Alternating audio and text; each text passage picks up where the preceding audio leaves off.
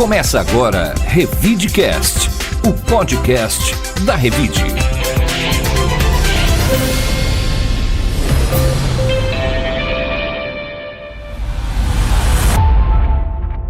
Revide. Olá, eu sou o Murilo Pinheiro. Bem-vindo ao nosso Revidecast, o podcast da Revide. Aqui você vai saber de tudo o que aconteceu de mais importante na última semana. Olá, eu sou a Bel de Farias. E no Revidecast de hoje você vai ouvir: Ribeirão Preto tem nova pesquisa de intenção de votos. Vereador Paulo Modas recebe alta após acidente. Horário de verão tem apoio de 54% da população, diz estudo. Lula sanciona a lei da desoneração. Menalto Braf lança livro que celebra 40 anos de carreira literária. Revide. Pesquisa Quest divulgada nesta semana com as intenções de voto para prefeito de Ribeirão Preto aponta que o candidato Ricardo Silva, do PSD, segue na liderança, com 54% das intenções de voto. Jorge Roque, do PT, aparece em segundo lugar com 7%. Marco Aurélio, do Novo, tem 5%. E André Trindade, do União Brasil, também tem 5%. Os três candidatos estão tecnicamente empatados, dentro da margem de erro, de 3 pontos para mais ou para menos. A pesquisa ainda aponta Ismar Menezes, do Agir, e Douglas Andrade, do PCO, com 1% das intenções de voto cada. Indecisos são 12% e nulos 15%. O candidato Ismar Menezes renunciou e a aliança indicou outro candidato para concorrer. Já a pesquisa espontânea, naquela que o entrevistador não informa o nome dos candidatos, Ricardo Silva aparece na liderança com 25%, Jorge Roque com 3%, André Trindade e Marco Aurélio com 1% e os demais candidatos não pontuaram. Nessa categoria, os indecisos somos 69%. A pesquisa entrevistou presencialmente 852 eleitores de 16 anos ou mais em Ribeirão Preto entre 15 e 17 de setembro. A margem de erro é de 3 pontos percentuais e o nível de confiança é de 95%. Bom, Murilo, parece que a eleição está definida, mas nem tanto, né? Quando você tem 69% de indecisos, né, que não sabem para quem vai votar, e menos, hoje nós estamos no dia 19, estamos a menos de 14 dias, né, da eleição, 15 dias da eleição. Será que isso é um indicativo, uma fotografia do momento? Toda pesquisa é uma fotografia do momento, mas que essa eleição vai se resolver nos últimos dias? Pois é, eleição a gente sabe que tudo pode acontecer, mas o que a gente pode analisar em função desses números? Primeiro, o favoritismo, né, a liderança acentuada, a diferença grande a favor do candidato Ricardo Silva, que desde a primeira pesquisa, nessa confirmou, até aumentou o seu percentual de votos, né, e que continua mantendo uma trajetória estável de candidatura. O que está chamando a atenção é o fraco desempenho dos outros candidatos, né? O PT tradicionalmente, por exemplo, tem 30%, 25% dos votos em Ribeirão, seu candidato está com 7%. O prefeito Nogueira, na última pesquisa, tinha 30% de aprovação da cidade, seu candidato tem 5%. E o Marco Aurélio, né, que realmente é um candidato novo e que também não tem coligação. Então, o que destoa nessa eleição é o desempenho um pouco abaixo, né, da expectativa dos outros candidatos. O Ricardo tem mantido, né, uma expectativa compatível com o fato de ele já ser o político, o candidato mais conhecido. Temos aí 20 dias, né, um pouco menos de 20 dias, 15 dias aí, né? Vamos ver se tem alguma mudança ou se essa tendência aí deve se manter. Se for mantida, muito provavelmente o candidato Ricardo Silva pode ganhar já a eleição no primeiro turno. Revide. O vereador Paulo Modas recebeu alta médica nesta semana. O parlamentar estava internado na unidade de emergência do Hospital das Clínicas desde o dia 2 de setembro, quando foi atropelado na rua Coronel Américo Batista, no Ipiranga. Segundo a assessoria do vereador, Modas passou por 2 cirurgias, uma craniotomia descompressiva realizada para reduzir o inchaço cerebral e uma cirurgia de correção de aorta após ruptura. Esse não foi o primeiro acidente que o parlamentar sofreu durante a vereança. Em julho de 2020, capotou o carro na rua Jorge Lobato, na Vila Tibério. Modas colidiu com um veículo parado após ser acometido por um mal súbito. Na ocasião, foi socorrido por uma equipe do SAMU com escoriações no braço. Bom, esperamos que o vereador está se recuperando, né? A cidade toda aí estava acompanhando um acidente de trânsito, como sempre, alguma coisa grave, mas parece que agora o vereador já está se recuperando, inclusive sua assessoria aí falou que a expectativa dele até é retomar a campanha nesses últimos dias aí, que ficou parada em função dessa internação. Revide. Um levantamento feito pelo portal Reclame Aqui e pela Associação Brasileira de Bares e Restaurantes, a Abrazel, mostra que o horário de verão é bem visto por quase 55% dos entrevistados. A pesquisa ouviu 3 mil pessoas. Desse total, 41,8% dizem ser totalmente favoráveis ao retorno do horário de verão e 13,1% se revelam parcialmente favoráveis. Ainda segundo o estudo, 25,8% se mostraram totalmente contrários à implementação e 17% veem com indiferença à mudança e 2,2% são parcialmente contrários. Os maiores índices de apoio foram observados nas regiões onde o horário era adotado: Sul, Sudeste e Centro-Oeste.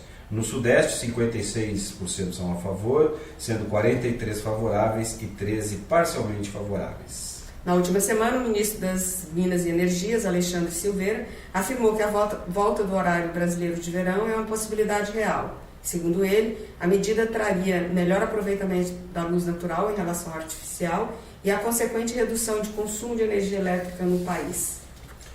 Bom, nesse caso aí, como a bola ficou muito dividida, o ministro Alexandre Silveira disse que vai consultar o chefe, vai perguntar para o Lula o que ele acha e o que eles podem fazer.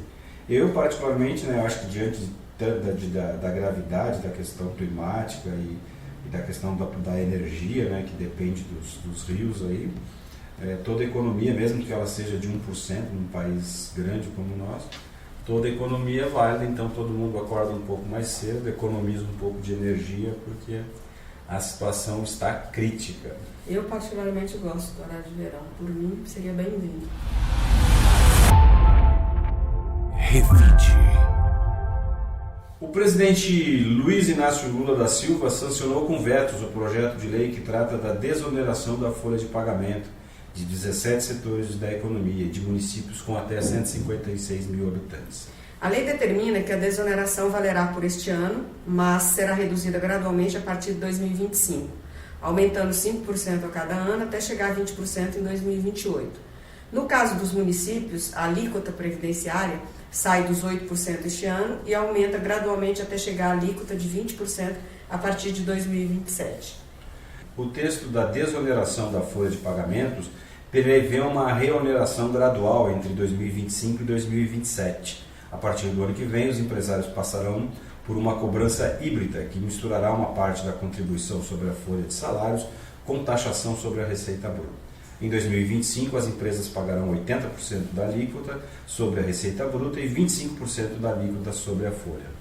Os 17 setores beneficiados são os seguintes: confecção e vestuário, calçados, construção civil, call center, comunicação, empresas de construção e obras de infraestrutura, couro, fabricação de veículos e carrocerias, máquinas e equipamentos, proteína animal, têxtil, tecnologia da informação, tecnologia da comunicação, projeto de circuitos integrados, transporte ferroviário de passageiros e transporte rodoviário coletivo e transporte rodoviário de cargas.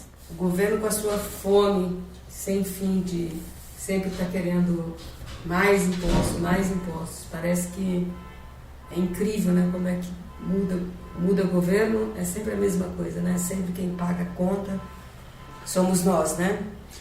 Só que assim, eu acho que esse negócio tem uma distorção grave aí, né? Ninguém explicou por que são esses 17 setores da economia que foram beneficiados. Assim, redução do imposto todo mundo quer e todo mundo gostaria. E se esses setores pagam muito menos imposto sobre a folha de pagamento, até por isso eles podem gerar mais empregos. Outros setores, se tivessem essa isenção, também poderiam contratar mais.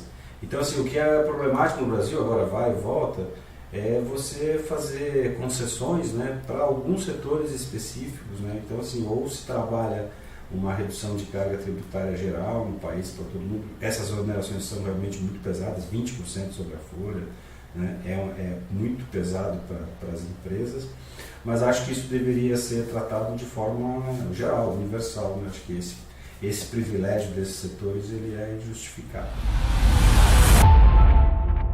Revide. Nesse sábado, 21 de setembro, a Biblioteca Padre Euclides, que reabriu as portas recentemente, dá início à programação em homenagem aos 40 anos de carreira literária do escritor Menalton Braff. A programação terá início com a mesa Menalton Braff, obra e crítica acadêmica, tendo como convidados Arnaldo Franco Júnior, Franco Batista Sandanello, Oswaldo Félix e Rafaela Belloboni, com mediação de Roseli Braff. Em seguida, haverá sessão de autógrafos. O livro é uma antologia com 40 contos organizada por Roseli Braff, com os melhores contos publicados pelo escritor desde 1984. Acho que o Menalton Braff é um talento da região aqui, ganhador já de um prêmio Jabuti, 40 anos de carreira, muitos livros publicados. Eu pude ler alguns e acho que é uma homenagem mais do que merecida, até porque é uma pessoa que se dedica mesmo, né, à literatura há muitos anos, à produção de livros, né, consegue manter uma regularidade. E agora a sua esposa, a Roseli Braff, que está organizando essa exposição e que também incrementa as atividades lá na Biblioteca Padre Euclides, que também é outro patrimônio de Ribeirão Preto, que deve reabrir as portas e manter uma programação ativa aí para receber quem gosta de livro, literatura e cultura. Revide. O Paulo Apolinário vai nos contar os detalhes da Revide dessa semana, que circula exclusivamente na sua versão digital. Olá, Bel, Murilo e ouvintes do Revidecast. A Revide Digital desta semana traz uma cobertura completa do evento de apresentação de propostas dos candidatos à Prefeitura de Ribeirão Preto, organizado pela Revide em parceria com a CIRP. O evento também marcou o aniversário de 38 anos da revista Revide. Também na Revide Digital desta semana, nós trazemos uma matéria especial sobre o cuidado com os animais de estimação durante o período de seca e calor. Então, para saber mais detalhes sobre estas e outras notícias, acesse o portal Revide e nos siga nas redes sociais. Revide. O professor Cleido Vasconcelos vai nos dar uma dica de filme ou série para o fim de semana. Boa tarde, boa noite, bom dia. É espetacular esse filme mexicano chamado Nem Tudo é Negociável, que está no Netflix. É muito bom esse filme. É um cara que trabalha como negociador da polícia em caso de sequestro. A mulher dele é uma psiquiatra famosa. E eles estão meio em crise porque ele vive para essa profissão e ele prometeu para ela que ia largar assim que eles casassem. Já faz 15 anos que ele prometeu.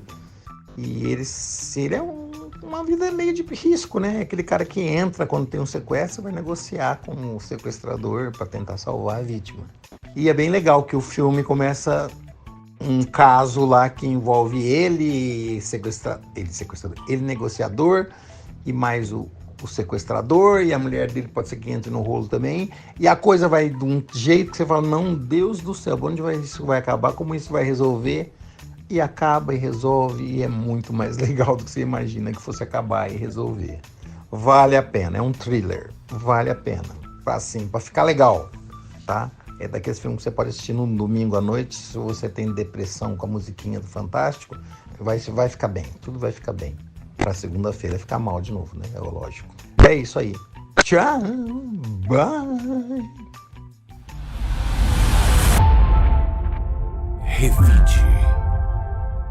Por hoje ficamos por aqui. Quero agradecer aos ouvintes que nos acompanham toda semana e desejar um excelente fim de semana para todos. Um bom fim de semana para todos e obrigado por nos acompanhar. Até a semana que vem. O Revidecast tem a locução e trilha de Rodrigo Leone, a edição e roteiro de Paulo Apolinário e está disponível nas plataformas de áudio Spotify, Amazon, YouTube e SoundCloud. Você ouviu Revidecast, o podcast da Revide.